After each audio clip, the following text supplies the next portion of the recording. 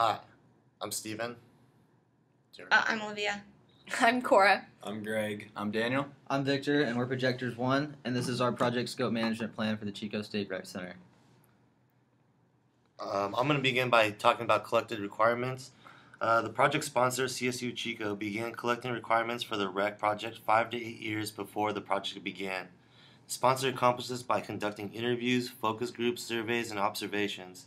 This data helped determine the requirements to be placed in the scope statement. For the defined scope part of it, CSU Chico actually presented auto construction with the defined scope. So auto construction themselves did not have to create a scope. But based on the parameters that were given in the scope statement from Chico State, auto construction created their plans and blueprints for the project.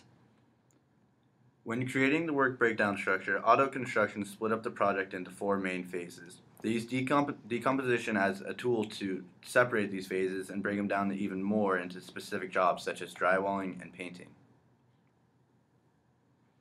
After the project, deliverables are clearly identified, the scope can be verified.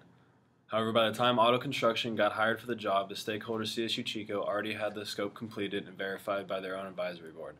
Therefore, auto construction was given the requirements they had to abide by. As for the change request, there was no formal change request log. It was just communicated between the sponsors and the PMs on a daily basis. Along with the daily meetings, there were weekly meetings that gave updates on the project and any changes that occurred.